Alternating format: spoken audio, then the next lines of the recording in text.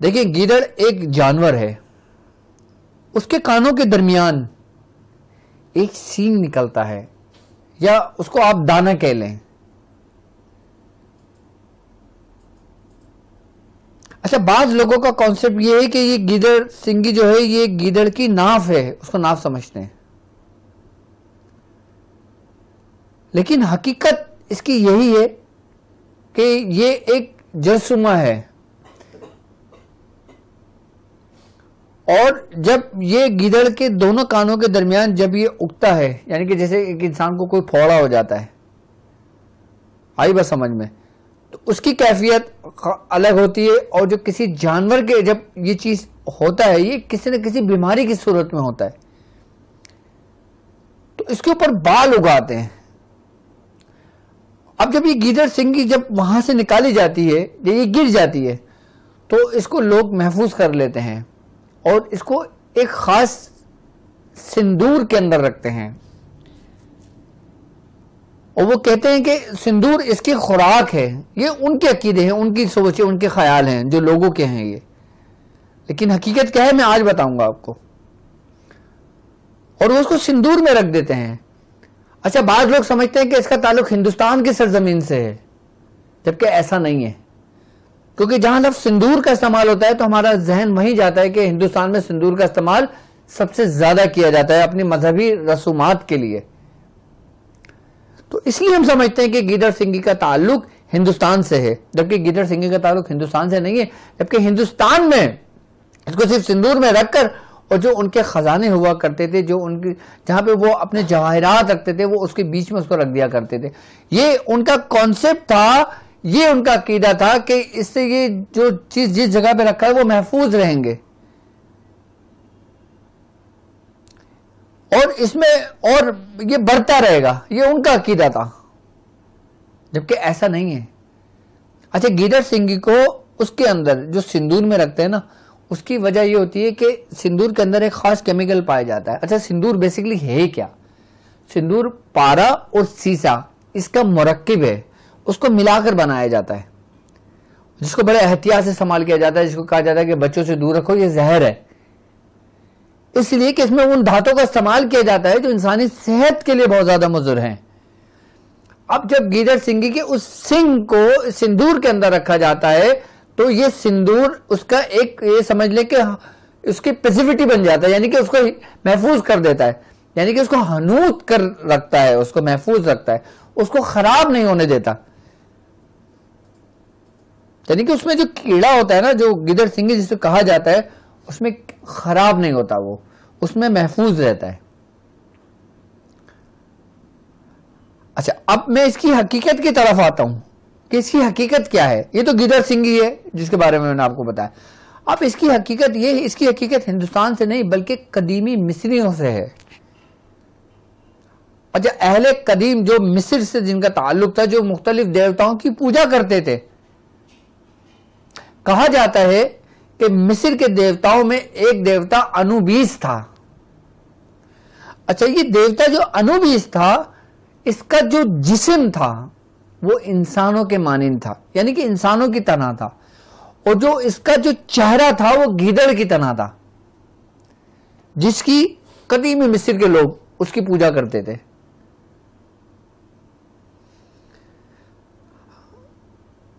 اچھا, وہ ان کا یہ کانسیپٹ تھا کہ جب گیدڑ کی عمر 100 سال ہو جاتی ہے تو اس کے سر پہ ایک سینگ نکلتا ہے, جس کو وہ لوگ گیدڑ سنگی کہتے تھے, اور وہ اس سینگ کو نکال لیتے تھے. اور ان کا یہ عقیدہ تھا, ان کا یہ کانسیپٹ تھا کہ جو 100 سال کا جو گیدڑ ہو جاتا ہے, جس کے سر پر یہ سینگ نکل جاتا ہے, اس کا تعلق ان کی جو دیوتا قدیمی انوبیس تھا, یہ اس کی نسل سے ہے. اب یہ اس کی نسل کو برقرار رکھنے کے لیے اس کو بڑا متبرک سمجھتے ہیں, یہ لوگ اس کو بڑا مقدس سمجھتے ہیں, اور اس کو وہ لوگ اپنے پاس محفوظ کر لیا کرتے تھے. کہ جس طرح ہمارے دین میں, ہمارے مذہب کے اندر, کہ جیسے بہت زیادہ تبرکات موجود ہیں, جیسے مقدس زمین ہمارے پاس موجود ہیں, مقدس تبرکات ہمارے پاس موجود ہیں, ہمارے بزرگوں سے منسوب, انبیاء کرام سے منسوب, صحابہ کرام سے منسوب. اسی طریقے سے جو قدیمی مصر جو لکھتے جو مختلف مذاہبوں سے تعلق رکھتے تھے وہ اپنے دیوتاؤں کی انہی چیزوں کو انہی نسل سے سمجھتے تھے اور اس کو بڑا مقدس جانتے تھے. یہاں تک تھا ان کا عقیدہ یہ تھا کہ اس کو اگر ہم ناپاکی کی حالت میں اگر ہم اس کو چھوئے تو یہ مر جائے گا, کیونکہ یہ ان کے نظریے کے مطابق وہ پاک تھا. جبکہ ہمارا یہ عقیدہ نہیں ہے. یہ میں اہل مصر کا بتا رہا ہوں آپ کو. اس لیے وہ گیدڑ سنگھی کو اپنے اس کو پزیو کر کر, یعنی کہ اسی سندور جو دھاتے ہیں نا مختلف دھاتوں سے ملا کے ایک پاؤڈر بناتے تھے, اس پاؤڈر کے اندر اس کو رکھ کر اس کو محفوظ کر کر وہ اپنے خزانوں کے درمیان رکھ دیا کرتے تھے. پھر یہ ان کا کانسیپٹ تھا کہ اب یہ ہم نے جس جگہ رکھا ہے نا, کیونکہ انوبیس جو دیوتا تھا وہ حفاظت کے اوپر معمور تھا, وہ بہت طاقتور اس کو سمجھا جاتا تھا کہ وہ چیز جلنے سے محفوظ ہو جاتی تھی, وہ چیز چوری ہونے سے محفوظ ہو جاتی تھی, وہ چیز میں مطلب بڑھنے لگتی تھی, اس میں اور وسعت آ جاتی تھی. یہ ان کا کانسیپٹ تھا. کیونکہ وہ گیدڑ سنگھی کو نہیں دیکھ رہے, وہ بلکہ گیدڑ سنگھی کو یہ کانسیپٹ اپنے دیوتاؤں کی نسل مانتے ہیں اس کو. اور پھر یہی کانسیپٹ جب مصر سے ہندوستان پہنچا تو پھر یہی وہ عقیدہ ادھر منتقل ہوا. پھر گیدڑ سنگھی کی کہانی یہاں سے چلنی شروع ہوئی. یہ اس کی حقیقت ہے گیدڑ سنگھی کی.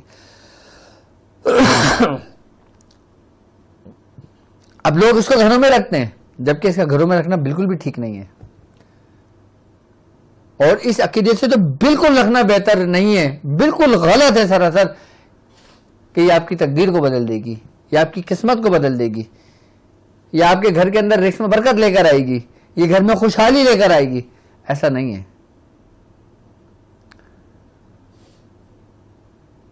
لیکن یہ ایک کلچر سے جو چلا آ رہا ہے.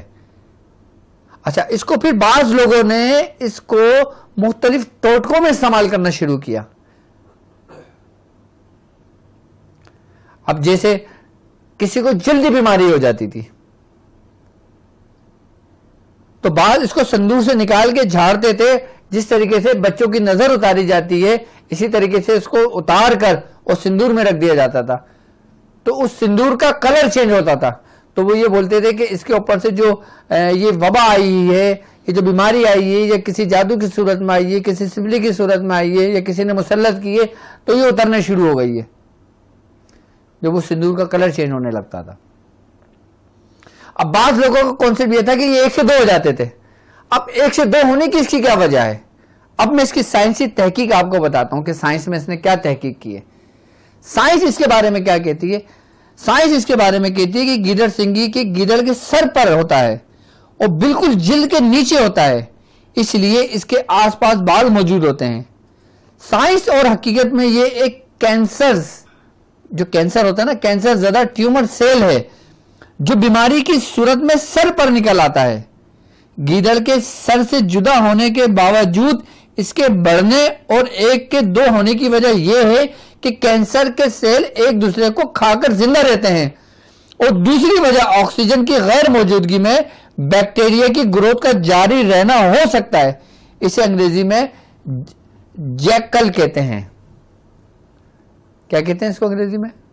جیکل کہتے ہیں. یہ اس کی سائنسی وجوہات کیا کہہ رہی ہے, اس میں سائنس کیا کہہ رہی ہے, میڈیکل کیا کہہ رہی ہے, کہ یہ کینسرز کے زد ٹیومر کہلاتا ہے. یہ جبکہ یہ ایسا نہیں کہ خود بخود رکھ کے 1 سے 2 ہو گئے, ایسا ہرگز نہیں ہے. میں نے کس کی میڈیکل ریزن بھی, سائنسی تحقیق بھی میں نے آپ کو اس کی بتائی گیدڑ سنگھی کی, کہ یہ 1 سے 2 کس طرح ہوتے ہیں یہ.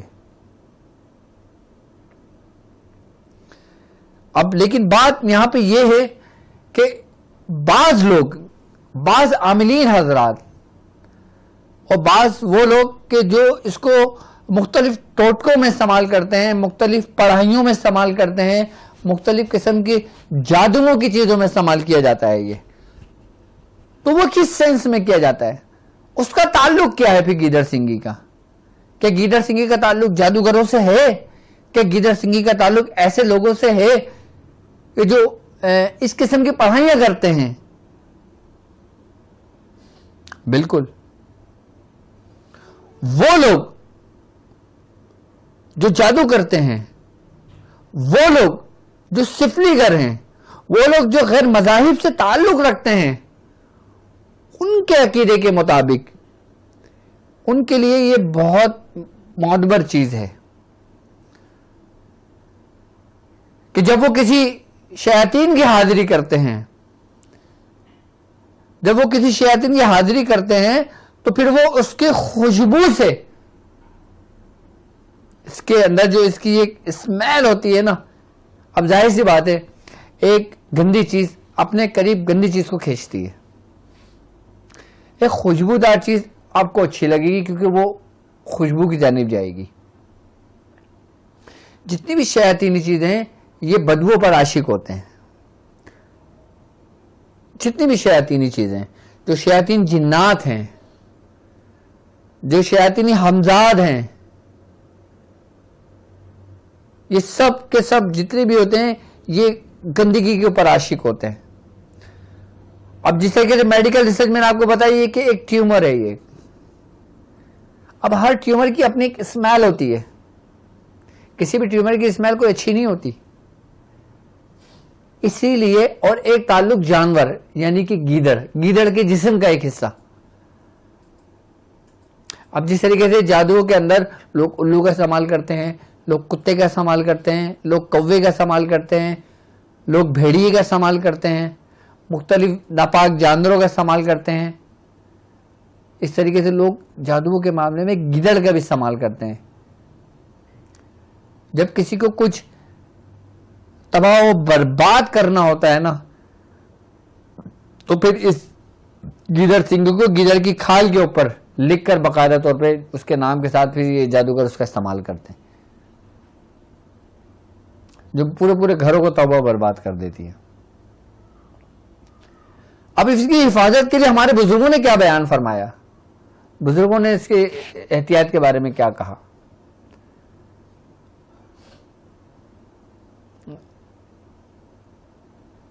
آپ کو یاد ہوگا کہ میرے تمام چاہنے والے لوگ سورہ قریش پابندی کے ساتھ پڑھتے ہیں، ایک توجہ کے ساتھ پڑھتے ہیں۔ میں نے آپ سے ایک بات کہی تھی، آپ کو شاید یاد ہو کہ جو شخص سورہ قریش پابندی کے ساتھ پڑھتا ہے وہ تمام ان قسم کی شیاطینوں کے شر سے محفوظ ہو جاتا ہے، وہ کسی بھی صورت میں ہو، وہ گیدڑ سنگی کی صورت میں ہو، الو کی صورت میں ہو، مختلف جانوروں کی عمل کی صورت میں ہو، شیاطینوں کی صورت میں ہو، مختلف دیوی دیوتاؤں کے عمل کی صورت میں ہو، کسی بھی صورت میں ہو وہ اس کے شر سے محفوظ ہو جاتا ہے۔ صرف 70 بار سورہ قریش پڑھنے والا، اور الحمدللہ ہمارے ساتھ چلنے والے جو لوگ ہیں انہوں نے 70 بار بھی پڑھی ہے، اس کے بعد 313 بار بھی پڑھی ہے، پھر 1111 بار بھی پڑھی ہے، پھر 1900 بار بھی پڑھی ہے، اور پھر 1.25 لاکھ بھی پوری کر لی ہے۔ اس کے بعد دعوت بھی کر رہے ہیں، دعوت بھی ابھی تک میرے وہ لوگ میرے ساتھ جو مخلص ہیں، جو چل رہے ہیں پابندی کے ساتھ، سیکھ رہے ہیں یہ کام، وہ 70 مرتبہ بالکل پابندی کے ساتھ پڑھتے ہیں۔ سورہ قریش آپ کی ڈھال ہے تمام ان قسم کے شیاطینوں کے واروں سے۔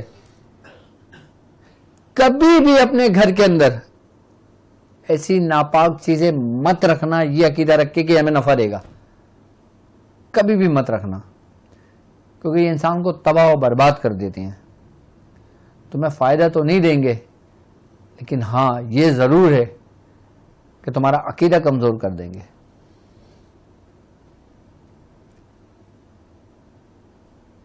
بعض لوگ ہیں جو اپنے گھروں میں گیدڑ سنگی رکھتے ہیں۔ گیدڑ سنگی رکھنا اس صورت میں جس میں آپ تحقیق کرنا چاہتے ہو، آپ اس پہ ریسرچ کرنا چاہتے ہو، آپ اس کو دیکھنا چاہتے ہو، آپ ڈاکٹر ہو، آپ اس پہ ریسرچ کرنا چاہتے ہو کہ یار میں اس کے بارے میں اور مزید ریسرچ کرنا چاہتا ہوں، تو اس صورت میں تو یہ رکھا جا سکتا ہے، لیکن اس عقیدے کی صورت میں رکھا نہیں جا سکتا کہ جیسے یہ ہمیں نفع دے گا۔ یاد رکھنا نفع دینے والی ذات صرف اور صرف اللہ کی ہے۔ نبی کریم صلی اللہ علیہ وآلہ وسلم کا فرمان عالی شان ہے، آپ نے فرمایا کہ ساری دنیا کے لوگ مل جائیں اور کسی ایک شخص کو نقصان پہنچانے کی کوشش کریں تو آپ نے فرمایا کہ وہ تمام لوگ اس ایک شخص کو نقصان نہیں پہنچا سکتے سوا اتنا جتنا رب نے اس کی تقدیر میں لکھ دیا، اس سے زیادہ نہیں پہنچا سکتے۔ آپ نے فرمایا تمام دنیا کے لوگ مل کر کسی ایک شخص کو فائدہ یعنی کہ نفع پہنچانا چاہیں، وہ اس کو نفع نہیں پہنچا سکتے سوا اتنا کہ جتنا رب نے اس کی تقدیر میں لکھ دیا۔ اب جو کچھ بھی دنیا کے حالات ہیں، جو کچھ بھی ہم جس صدی کے اندر سفر کر رہے ہیں، تو یاد رکھنا کوئی بھی شخص کسی شخص کو نقصان نہیں پہنچا سکتا اور نہ نفع پہنچا سکتا ہے، کہ جتنا رب نے اس کی تقدیر میں لکھ دیا۔ اب بات یہاں پر آتی ہے پھر ہم اتنے وظائف کیوں پڑھتے ہیں، ہم اتنے عملیات کیوں کرتے ہیں، کہ جب ہماری تقدیر میں لکھ دیا کہ ہمیں یہ چیز نہیں ملنا پھر ہم اس کی طلب کیوں کرتے ہیں۔ اس کے بارے میں سرکار دو عالم صلی اللہ علیہ وآلہ وسلم کا فرمان علی شان ہے، آپ نے فرمایا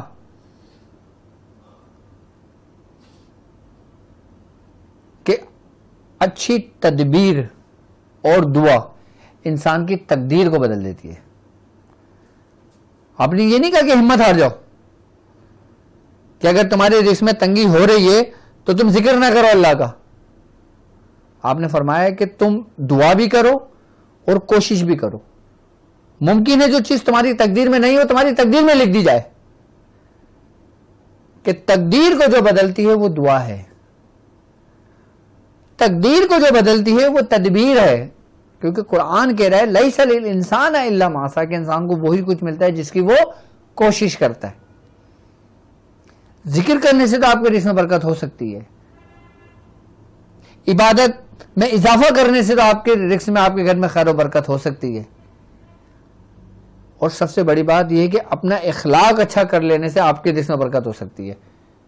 اگر آپ چاہتے ہو کہ آپ کی عمر میں برکت ہو، آپ کے رزق میں برکت ہو، آپ کی اولاد میں برکت ہو، تو آپ اپنے اہل خانہ کے ساتھ، اپنے احباب کے ساتھ، اپنے دوستوں کے ساتھ، اپنے اہل محلہ کے ساتھ حسن اخلاق سے پیش آیا کرو، حسن سلوک ان سے رکھو، آپ کی عمر میں اضافہ کر دیا جائے گا، آپ کی عمر بڑھا دی جائے گی۔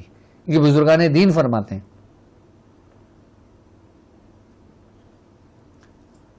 ہم ان ٹوٹکوں کے چکروں میں نہ پڑیں کہ ہم یہ رکھ لیں گے تو یہ ہو جائے گا، ہم یہ رکھ لیں گے تو یہ ہو جائے گا، ہم وہ کر لیں گے تو یہ ہو جائے گا، نہیں۔ یاد رکھنا انسان جس چیز سے مدد طلب کرتا ہے اللہ تعالیٰ اس کو اس کے سپرد کر دیتا ہے۔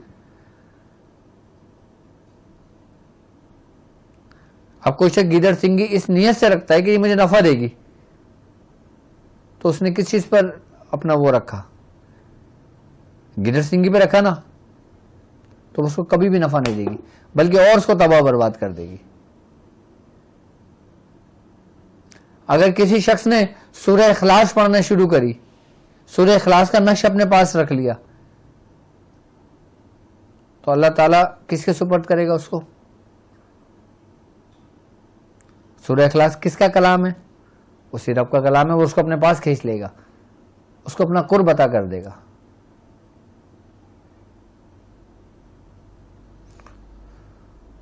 تو خدارا ایسی چیزوں سے باہر نکلو۔ اگر آپ کے گھروں کے اندر آپ نے اس نیت کے ساتھ اگر رکھی بھی ہے نا، تو اس کو نکال کے مٹی کے اندر دبا دو۔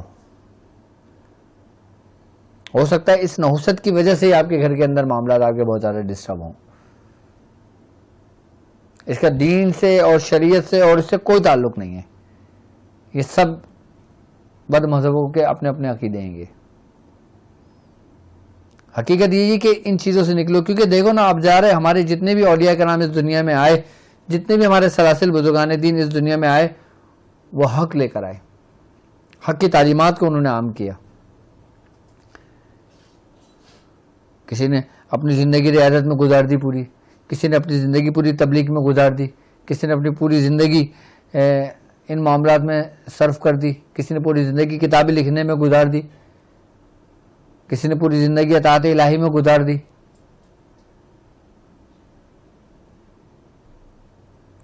تو گیدڑ سنگھی کچھ بھی نہیں ہوتی، آئی بات سمجھ میں؟ تو اس کو اپنے ذہنوں سے ہٹا دیں اور اس کو اپنے دماغوں سے نکال دیں. اپنے گھروں میں تو نکال کر باہر پھینک دیں اس کو, اور کوشش کریں کہ جو سبق آپ کو دیا جاتا ہے یا جو بھی عمل آپ کرتے ہو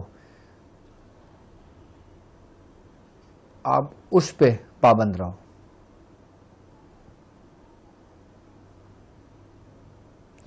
میرا کوئی بھی بتایا ہوا عمل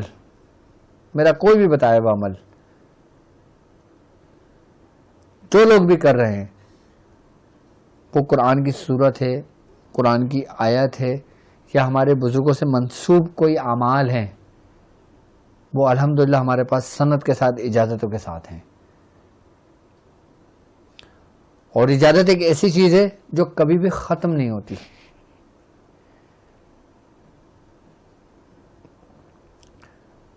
اور اگر کوئی شخص اس معاملات کی وجہ سے پریشان ہے کہ بھائی اس نے تو یہ اتنے عرصے سے اپنے گھر میں گیدڑ سنگھی رکھی ہوئی تھی, اب وہ کیا کرے, تو سب سے پہلے تو وہ اس نحوست کو اپنے گھر سے نکالے, 2 رکعت نماز نفل پڑھے, اپنے رب سے توبہ کرے, اور سورہ قریش کی رسی کو مضبوطی سے تھام کے رکھے. باقی سورہ قریش سے کام لینے کے میں طریقہ کار بھی آپ کو مزید سمجھاتا رہتا ہوں.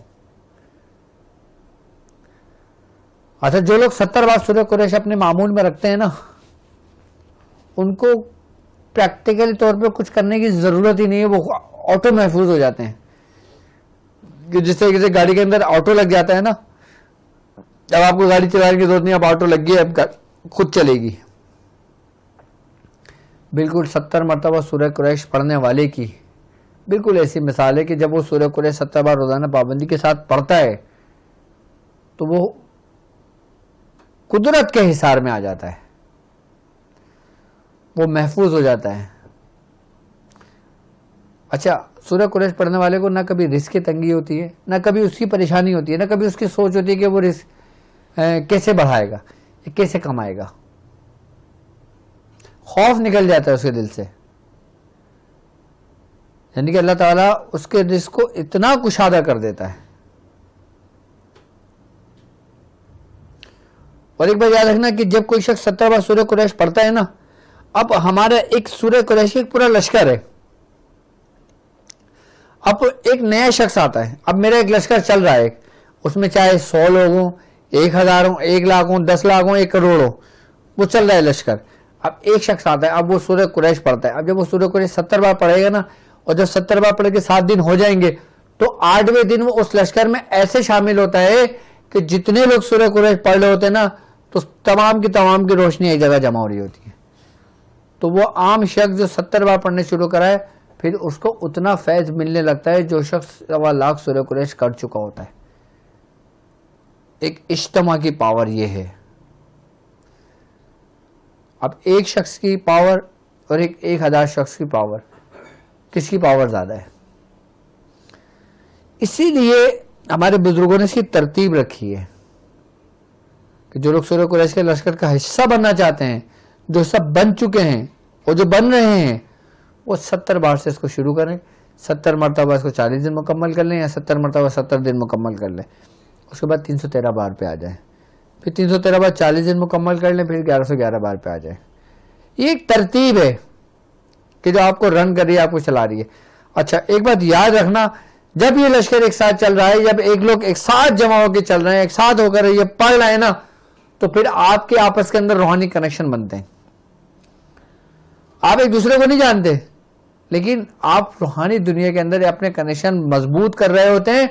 اور پھر آپ کی ان تمام لوگوں سے جو دنیا بھر میں کہیں بھی موجود ہوں, آپ کے شہر میں کہیں بھی موجود ہوں, آپ کے ایریے میں کہیں بھی موجود ہوں, پھر آپ کا ملاپ ضرورت ہے, آپ ملتے ضرور ہو ایک دوسرے سے. نہیں تو یہ پریکٹیکل کر کے دیکھ لینا.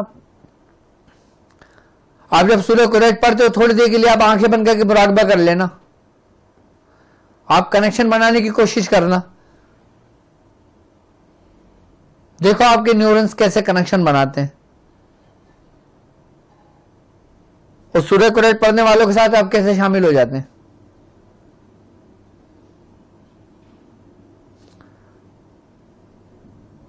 جو لوگ ایک جھنڈ میں ہوتے ہیں نا وہ ہمیشہ محفوظ رہتے ہیں، اور جو اس سے الگ چلنے کی کوشش کرتے ہیں وہ پھر دوسرے جانوروں کی غذا بن جاتے ہیں.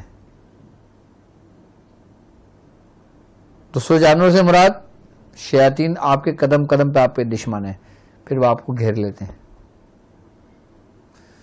جب آپ ایک ساتھ ہوتے ہیں نا تو کوئی شیاطین بھی آپ پہ حملہ نہیں کرتا.